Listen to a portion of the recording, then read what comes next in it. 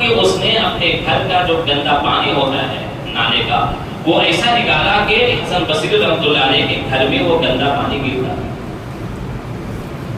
حسن بصری رحمۃ اللہ علیہ نے کبھی اس کو شکایت نہیں کی۔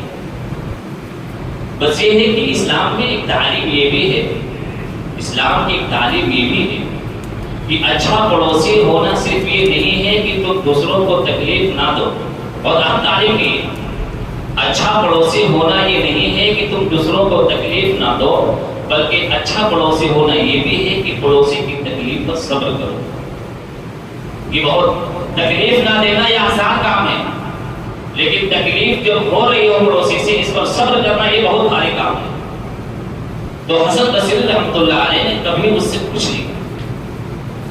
سال ہا سال گزر گئے، سالوں پار ہو گئے۔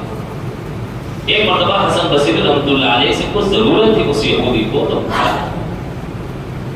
حسن بصری رحمۃ اللہ علیہ سے ملنے کے لیے گھر آیا۔ جب گھر آیا تو کیا دیکھ رہا ہے کہ اس کے گھر کا گندا پانی جو نالی ہے اس کے گھر میں گر رہا، حسن بصری رحمۃ اللہ علیہ کے گھر میں، اور حسن بصری رحمۃ اللہ علیہ کے کوئی برتن بڑا سا کچھ ہوتا ہے بالٹی وغیرہ وہ لگا دیے ہیں۔ اس یہودی نے پوچھا کہ حضرت ہم نے آپ کو تکلیف پہنچائی، میرے گھر کا گندا پانی آپ کے یہاں گرتا ہے، لیکن آپ نے کبھی مجھ سے شکایت نہیں کی، کبھی مجھے تکلیف نہیں پہنچائی، کبھی میرے اوپر غصہ نہیں ہوئے۔ حسن بصری رحمۃ اللہ علیہ نے جواب دیا، اسلام کی تعلیم یہ بھی ہے کہ پڑوسی کی تکلیف پر صبر کرو اور پڑوسی کی تکلیف پر برداشت کرو۔ وہ یہودی اتنا متاثر ہوا کہ اسی وقت حسن بصری رحمۃ اللہ علیہ کے ہاتھ پر اسلام